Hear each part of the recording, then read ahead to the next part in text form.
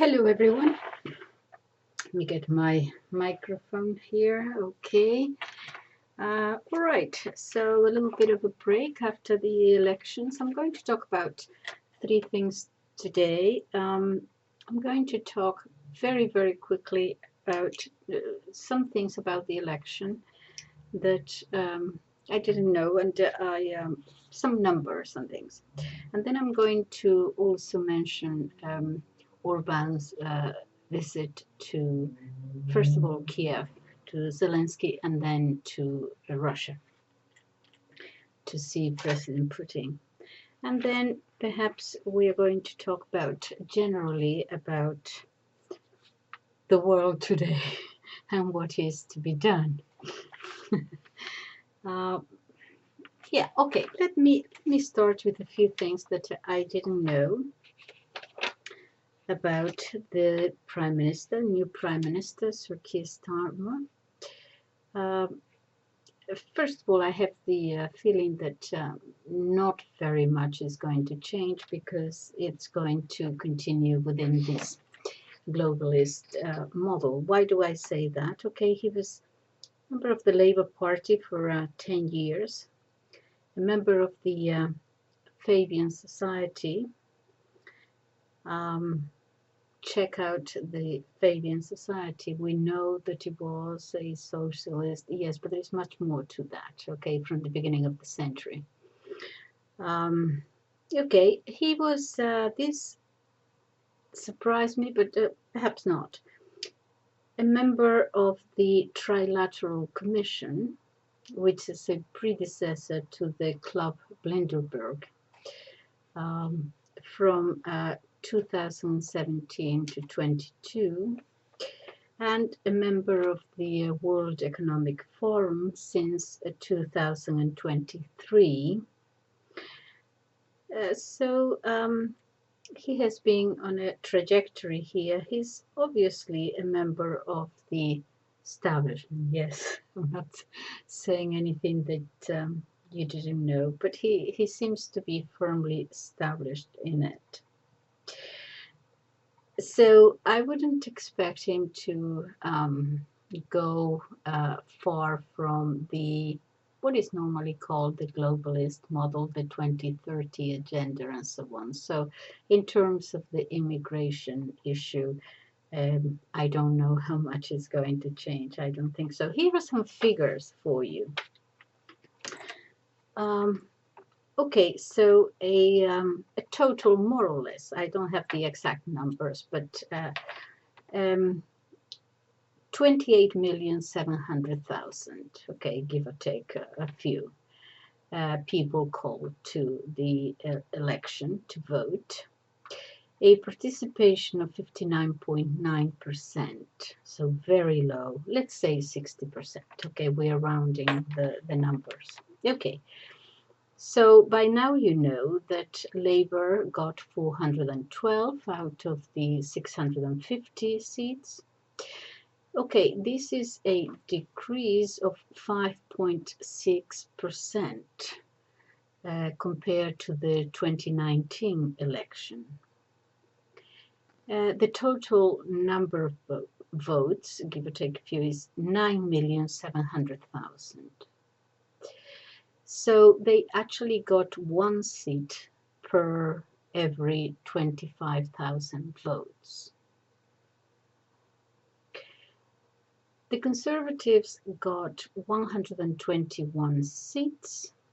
That is a decrease of 51.1% compared to the last election.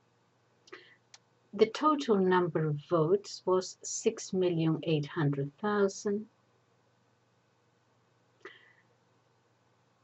So 1 million there difference, but one seat per every 60,000 votes.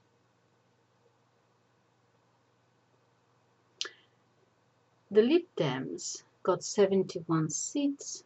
They also went down, a decrease of 5.3%. They got a total number of votes 3,500,000. So that makes 1 seat per every 50,000. The Reform Party got 4. In some places I hear 5, so I'm not altogether sure. But anyway, in these statistics, it's an increase of 538%. The total number of votes was 4,114,000. So it means that they get 1 seat per every 1 million votes. Sinn Féin actually got 211,000. That was an increase of 16%, and they got 7 seats.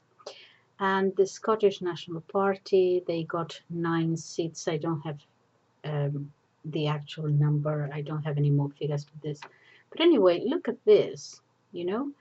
Labour, 9,700,000, 1 seat per 25,000 votes. Conservative, 6,800,000, 1 seat for, per every 60,000 votes. Reform, 4,114,000, 1 seat per every million votes. And the Lib Dems, 3 million less, 500,000, and they got 1 seat for every 50,000, something like that, votes. What do you think of that? Okay, so that raises questions, but remember that we had an opportunity to change the system back in 2011, and it was rejected by about 2/3 of the population. So people didn't want to change the first past the post system. There are many reasons for that. The proportional representation, there are certain disadvantages there too. In that, in the first past the post, we always used to say that the advantage was that you have the manifesto and it's a clear mandate, and if people vote for that, then the government can do what it promised in the manifesto, in theory, anyway. Whereas if you have the proportional representation of many parties, as in many countries of Europe, the disadvantage for many people was that you never get anything done because you always have to create compromises and this and that. So you can never say that you're going to do whatever it is that you're going to do, because you can never do it because other parties will block you and so on. So there are advantages and disadvantages. Excuse me, I have to get a glass of water. Okay, so anyway, I don't know whether it will the people will ever be asked again, but those are the figures. Now, in relation to, very quickly, Orban, because I have been watching the reaction. Yes, Orban, Prime Minister of Hungary, he went to, first of all, he went to speak to Zelensky about, well, we were told, could there be at least a ceasefire so that then we can start talking? Could we agree to at least a ceasefire? Zelensky said no, gave many reasons and so on. And then he went to speak to Putin. Oh my goodness, the reaction, okay, from everybody in the European community.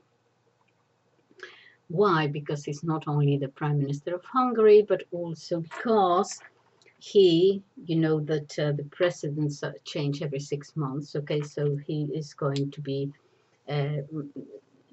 now the president of the European Union. So my goodness, everyone started complaining. But why?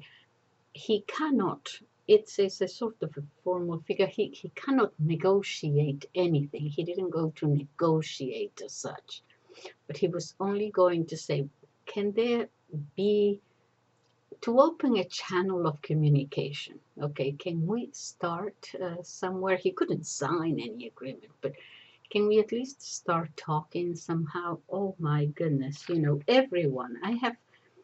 I'll only mention the reaction was really hysterical. Okay, it was grotesque. Okay, so I have a few here from the chief of the Minister of State for Europe in Germany and the Foreign Affairs, Michael Roth. He said that he should resign and the office should be taken away from Orban. It's just such a, he went on and on. It's such a miserable, totalitarian way of dealing with things. The guy was only asking, can we, he was only trying to open a channel of communication. All right, I'll continue. Another one was Charles Michel from France. He's leaving now that European swamp, as it were. Hungary is not authorized.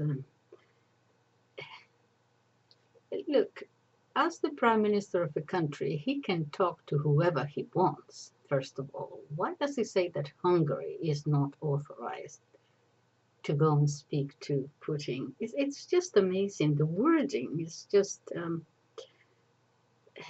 it's really very corrupt. Oh, of course, Borrell. Oh, my goodness.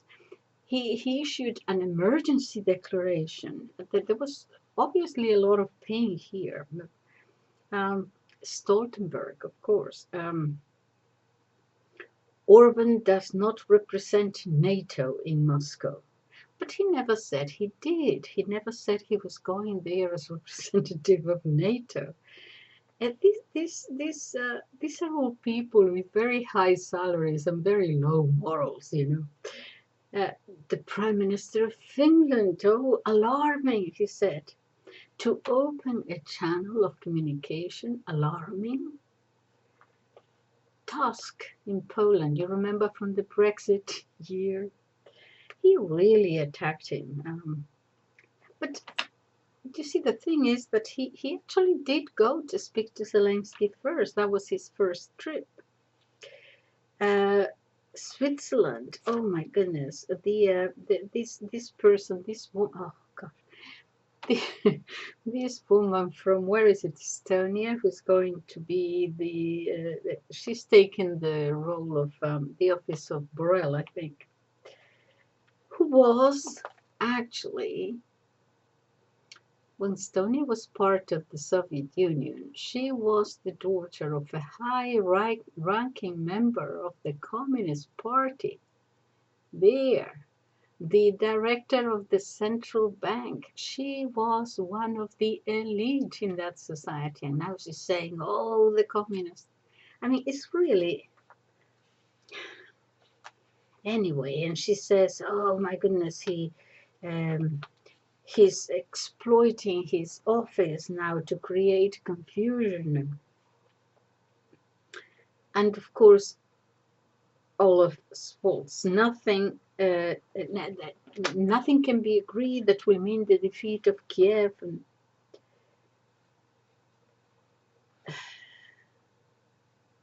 the ceasefire does not necessarily by itself mean the defeat of anybody. The ceasefire that he's calling for is actually putting things on hold and say, okay, can we now start talking? Anyway, so what we have here is the European Union, my goodness, parroting, all of them, the same things, their master's words. On the other hand, the Prime Minister of Slovakia, the one who almost got assassinated, 4 shots he had to endure, he's recovering. He said that he congratulated Orban, and he said that he couldn't go with him, obviously, because he's recuperating, but had he not had that attempt, he would have gone with him. Erdogan in Turkey too, well, he's not obviously a member of the EU, but we know about Erdogan, and we know that he can play both sides according to what is, you know. But nevertheless, he said that uh, the West. He talked about the armed contractors and the military complex and so on, and just the need to make money is taking the world, he said, to a third world war. Things words to that effect. What is almost apparent, evident, obvious is that all these people are pro-war. It's not that two countries are at war and they try to negotiate a peace. Is that they don't want peace. They want the war to continue. This is what it seems evident to me. And I don't know, because Orban is a very experienced politician, and he obviously knew what was going to happen. He had to know.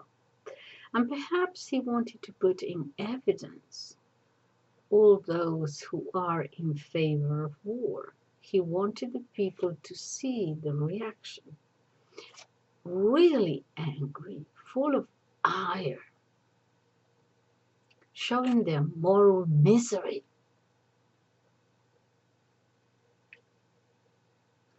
And I don't know. Anyway, let me see.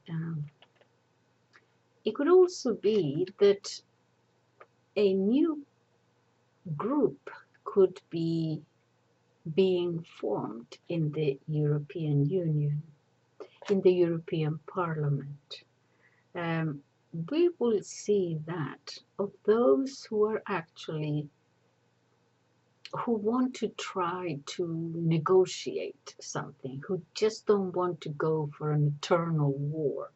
And there are some countries that are beginning to talk about it. So, it's not only Orban and Fico is the Fico from Slovakia, but Salvini in Italy is beginning to talk about it.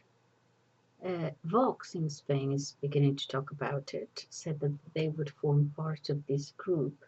And many have suggested that perhaps Marine Le Pen is behind this proposal, this new attitude. So we're going to see things might be changing. But obviously Orban knew what all this was about. Now, the question is, did he go in motu proprio? Okay. Did he go by his own initiative, or was there something else going on there? Was he, I don't want to say running an errand, because he is a man of integrity, he's no one's fool. But is there something more than he himself behind all this, opening a channel of communication? And if so, who? Where?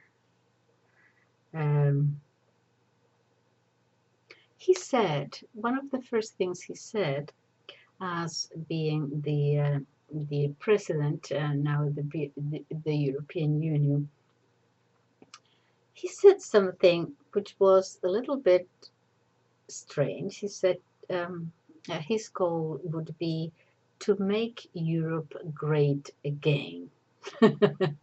So what does that remind you of?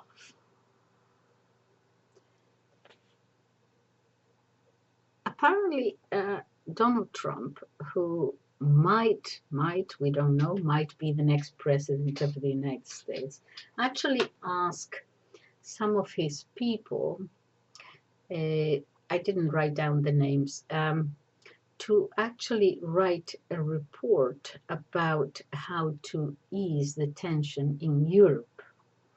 And they came back with a report saying that the first thing would have to be really to stop NATO expansion into Eastern Europe, dealing with security in Europe. To speak with Moscow. And okay, so to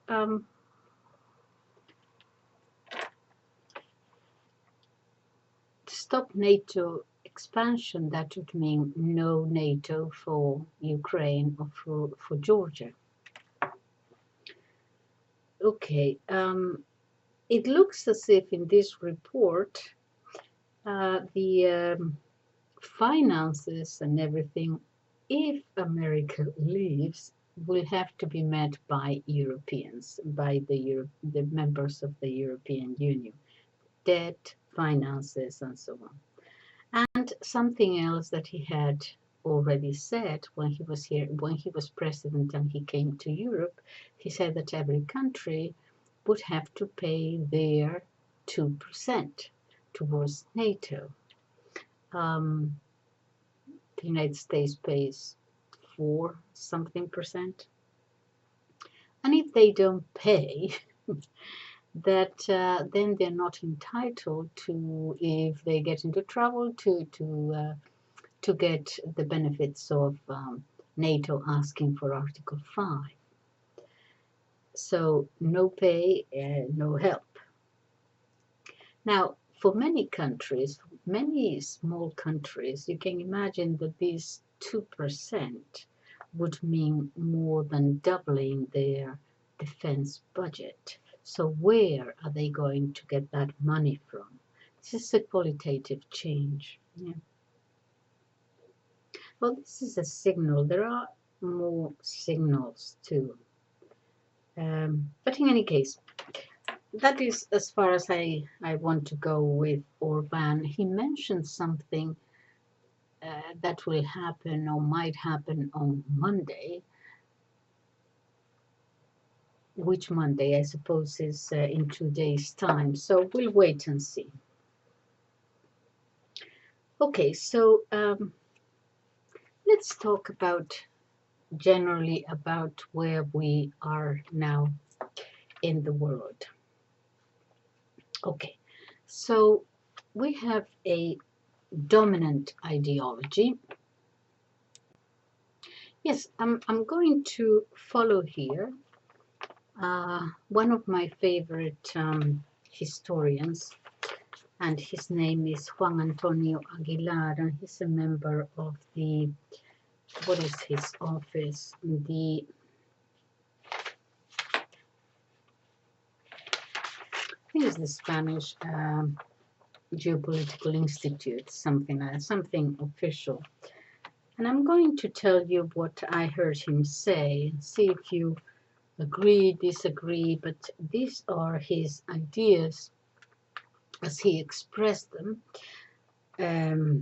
rather openly, as a matter of fact, and I tend to sort of agree with him, although I can't put it into, as well as he can. But let me tell you what he says. At the moment, the question is, what is to be done? The famous sentence by Lenin in 2017. What is to be done with the world as we know it today, what we are living through today? Because you see, there is so much going on that we are not fully aware of how much it's going on, because we are living through it. But it's going to, in the future, people will study this period in history books, if indeed they have history books. Let me tell you what he says.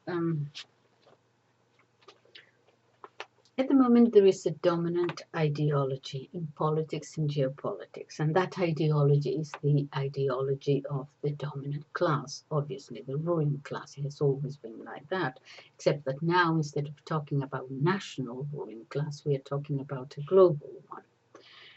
He says it is elitist. The corporations, the pharmaceuticals, the financial institutions, the media, the entertainment industry. This ideology is a globalist ideology and is increasingly totalitarian. Is totalitarian, he calls it totalitarian neoliberalism. And this is an ideology that they want to promote, as we all know, throughout the globe. Okay, it is. They refer to a post-truth world. It means a lie. Okay, and the political program is for the most part, the Agenda 2030. Now, some people think that that is has been left, and so well, we're going to see. The objective of this elite is the imposition of a new world order based on, with an eye on control, and actually a vassalage of human beings increasingly being devoid of their rights. The Agenda 2030, if you read it, and I haven't read it all, but I have read parts of it, it doesn't sound like something bad. I mean, it sounds like a letter from Santa Claus. But that is basically that is what is behind. Now, this historian asked the question, what is to be done in this situation? And he's going to give us a sort of a list of things. Okay, so he says, first of all, there be a black sheep, different from the rest of the flock, but not only different in color, also different in direction. The flock goes this way, you go the other way, in the opposite direction. Do not follow the flock. Be visible. Now, in order, but that's easy enough to say. But how do you fight back if you want to fight back? What can you possibly do, one person? Yeah.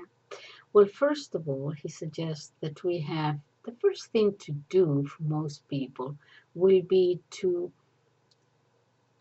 a methodology. First of all, try to identify the enemy.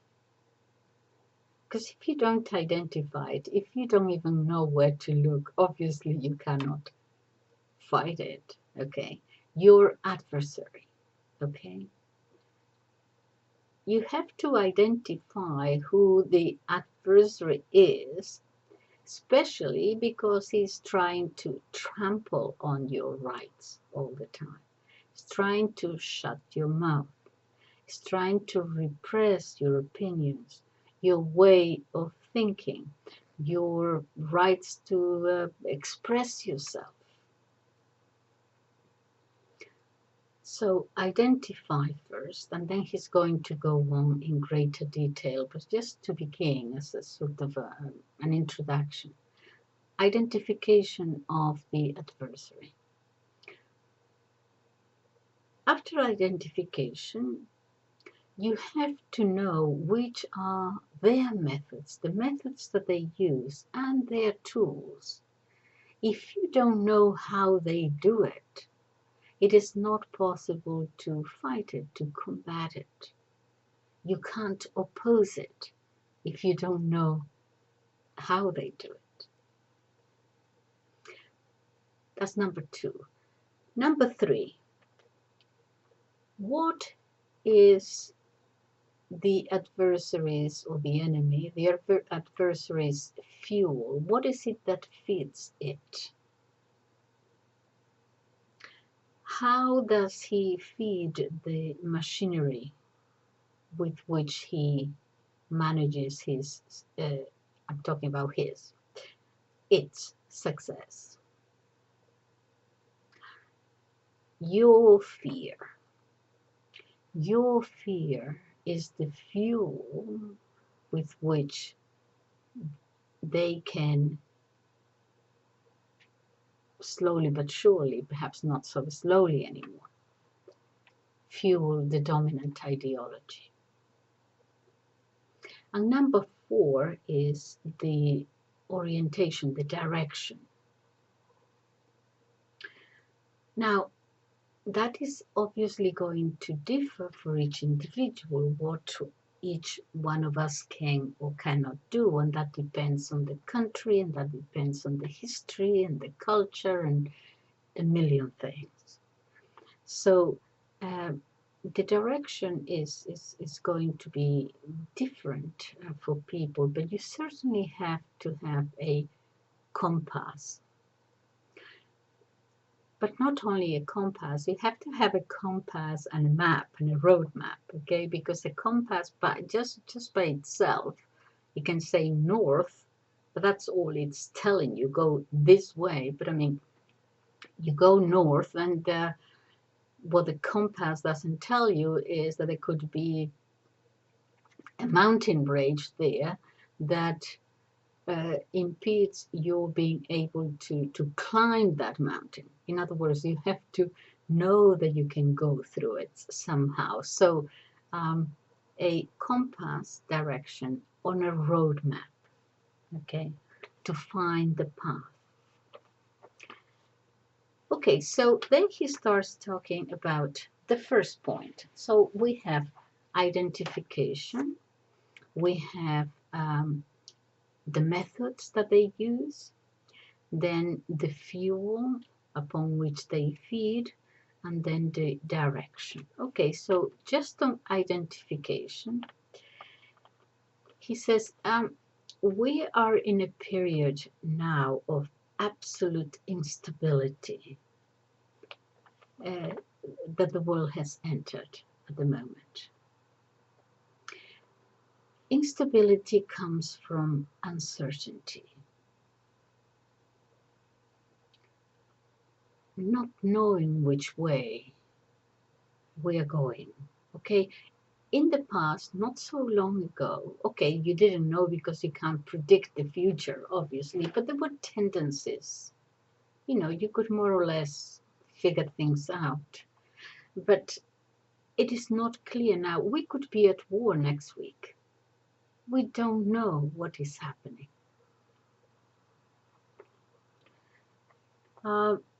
He says it's the whole American sphere. The countries influenced by this ideology that is in crisis at the moment. There are points of fracture there. Now, the global south, what is called the global south, is opposing this, let's say, American neoliberalism, whatever. I mean, even the words change now, but some people call it Anglo-Americanism, all kinds of different names, but you know what we're saying. And they're opposing that objective and that direction, the global south. Now, when they oppose the West, they're not against, the Sistine Chapel or the European cathedrals or the paintings of Velázquez or the music of Beethoven. That's not it, is it? No. It is the hegemony being implanted now by this so-called Anglo-American sphere. There are many variables here, he points out, and we have to identify them. Okay, so he is subdividing this identification process or methodology, as it were. 4 main points. First, the West has entered into a neoliberal totalitarian state. Liberal totalitarianism is weak at the moment, but in order to defend itself, because it's beginning to be attacked, he says it's solidifying. Okay, it's solidifying because of possible reactions against it. How?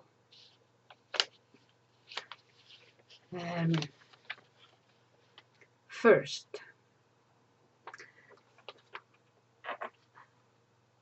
the globalist entities will keep on imposing themselves by any means whatsoever. There are no morals here. It could be blackmail, it could be bribery, it could be coup d'etat, it could be corrupt elites, color revolutions, in the last instance, aggression and war. They can go as far as that. We only have to look at the last 20 years and see the progression there. Now, within the Western world, the tools that they have, this neoliberal totalitarianism, the tools are social engineering, division within each country, whether it is according to race, according to gender, according to whatever it might be. Social engineering, the media, education, entertainment, or that's the social engineering part, or by repressive mechanisms, law, changing the law, creating new laws, the police. Its objective is social control and domination,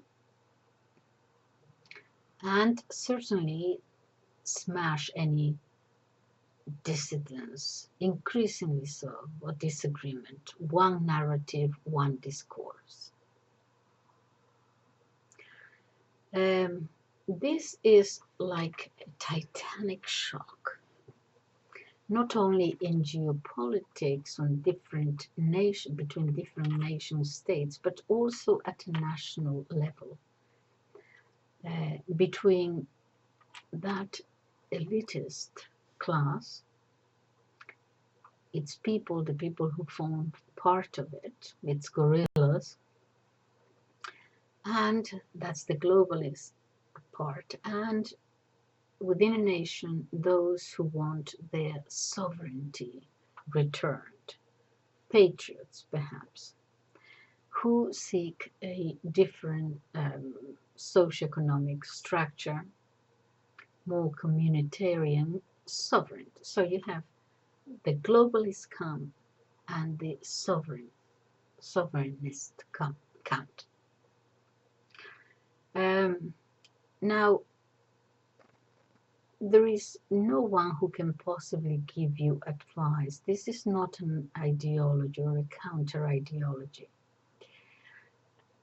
Each of these two bands has a right wing and a left wing.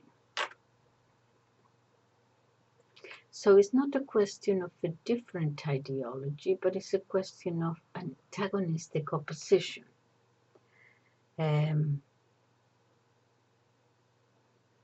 Okay. So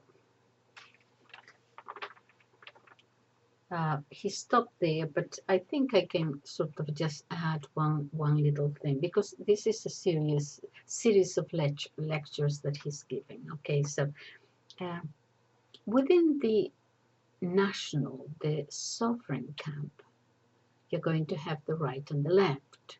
And this is something that we're all familiar with. Yes, this is what was happening until, you know, recently, really. The all left and the all right. You could identify them within your own country, within your own culture. Who was on the right, who was on the left. Yeah. The division was, for the most part, a class division. Yeah. The left, to put it in very general terms, they are representing the workers, and the right, this is very general, representing the owners and the ruling classes and the middle classes. Okay, so we know that, we have lived with that forever. But the globalist side also has a right wing and a left wing. And you have to identify those, because the left of that globalist is those people who do the dirty work for them, those who create the social engineering part, the identity bit, all those fractures in society. They think it's just, many of them, I'm sure, think that that is just for that particular goal. No, they are serving from what is called the left, the new left, and many people say that is not left. It is the left of the globalist, the disruption of society. And the right, you know them, the bellicose, pro-war, also called the neocons, and so on. They both serve the globalists in different ways. Okay, so this is the first part of the series that he's talking about. I'm sure that he will go on with all the other points. So I hope you have found it interesting. And if you have, don't forget to give me a like or to give me a subscription. My subscriptions are going down and down. It depends. No, listen. I don't know whether it's me. What I've noticed is I don't particularly care so much about the number of subscribers, because it doesn't matter if they are subscribed and then they don't listen. That it doesn't matter really. But what I notice is that depending on the topic of my videos, sometimes I saw one, honestly, that within 24 hours, it was just declining. It's like 100 people disappeared. I said, my goodness, this is quite good.